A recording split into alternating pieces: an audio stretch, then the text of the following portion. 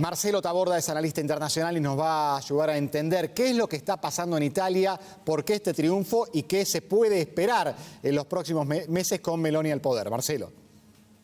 ¿Qué tal? Buenos días, Adrián. Y bueno, creo que en parte lo enumerabas recién al hacer este raconto de quién es Giorgia Meloni, justamente, ¿no? Un poco la pospandemia, la guerra en Ucrania, la crisis energética y una cierta apatía de parte del electorado italiano. Un 36% ayer prefirieron quedarse en sus casas antes que ir a sufragar en una instancia tan importante para elegir quién va a ser quien en el futuro los vaya a gobernar.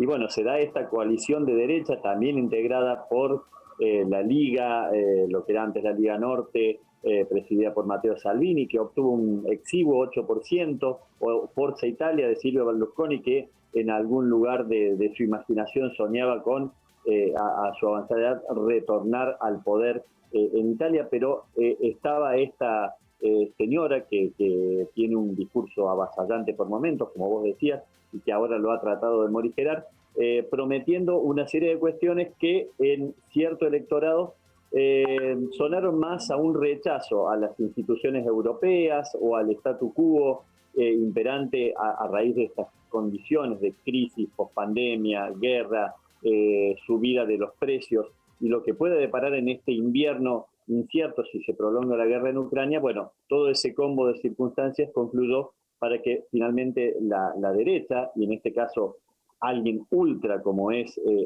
con su discurso Meloni, pudieran estar tan cerca de llegar al Palacio Chigi o a gobernar Italia. Habrá que ver, como vos decías, qué pasa ahora en la práctica, en los hechos reales, porque bueno, han salido a manifestar su beneplácito, podríamos decir, desde sectores ligados, por ejemplo, en la Francia de Marine Le Pen, de Reforma Nacional, o lo que puede ser, por ejemplo, gobiernos de Hungría con Orbán, o de Polonia, ultraconservadores y de neoderecha, que ven como una suerte de plafón para establecer nuevas alianzas contra un discurso europeísta que quieren revisar.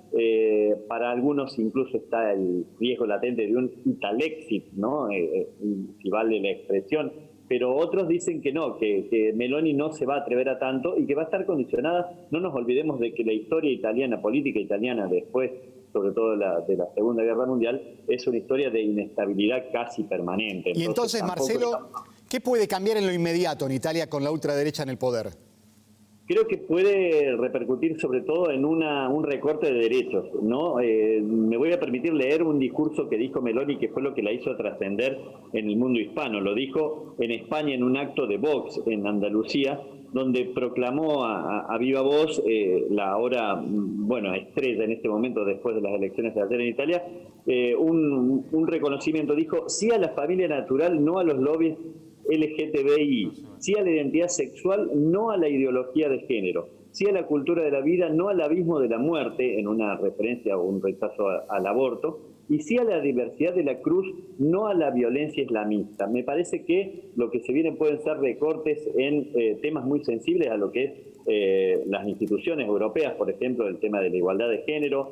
Puede haber reclamos, sobre todo de medidas más restrictivas con respecto a la inmigración, y puede haber alguna crítica que llegue a traducirse en lo interno con respecto a algunas políticas que llevaba adelante la Unión Europea en cada uno de sus países. Italia es uno de los fundadores de la Unión Europea y bueno, seguramente eso va a entrar en discusión. Habrá que ver si esto después se traduce en medidas concretas o si finalmente queda en una amenaza, porque como creo que es el teorema de Baglini, ahora que está tan cerca del poder, seguramente va a empezar a morigerar esos discursos que por ahí en algún momento tuvieron un tono incendiario. ¿Cómo puede repercutir en el resto de Europa esto?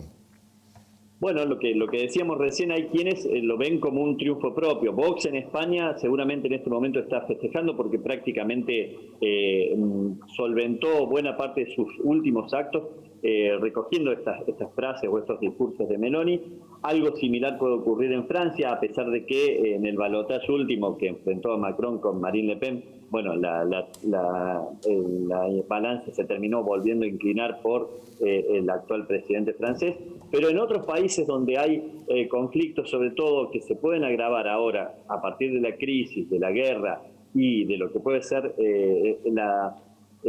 digamos, crisis migratoria derivada de la guerra en Ucrania, pueden empezar estos discursos xenófobos o estos reclamos a partir de la falta de respuestas en problemas concretos y de lo cotidiano a tener cierto auge y a tratar de ganar adeptos, sobre todo en poblaciones desencantadas, que son las que más han experimentado esta crisis y a las cuales los gobiernos europeos sistemáticamente no le han dado respuesta. Yo recuerdo una encuesta...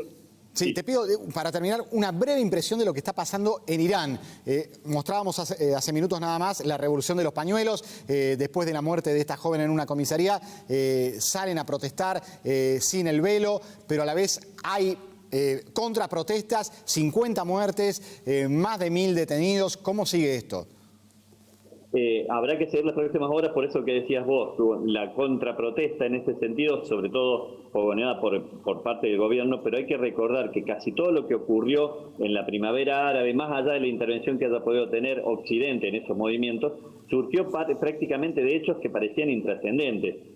Por ejemplo, en Túnez, cuando fue la represión de un vendedor ambulante, que fue la primera de las que desencadenó estas revueltas en los países árabes y que terminaron con algunos gobiernos autocráticos, y esta forma de organizarse de las mujeres y la rebeldía que está generando, que produce un efecto dominó. En tiempos de comunicaciones y de redes sociales como las que existen actualmente y de revolución tecnológica, ya es muy difícil mantener esta cuestión bajo 7 llaves, digamos. Entonces, este fenómeno de contagio que se está produciendo se está extendiendo y amenaza con irse de las manos de lo que pueden ejercer el control, aunque sean las autoridades más estrictas, como las que ejercen, por ejemplo, en esta teocracia que es Irán. Así que habrá que seguir estos próximos días, sobre todo cuando ya tenemos más de medio centenar de muertos y cuando todavía puede trasladarse a efectos violentos más simbólicos si las protestas recrudecen, ¿no? Marcelo Taborda, muchísimas gracias. No, gracias a ustedes. Buenos días.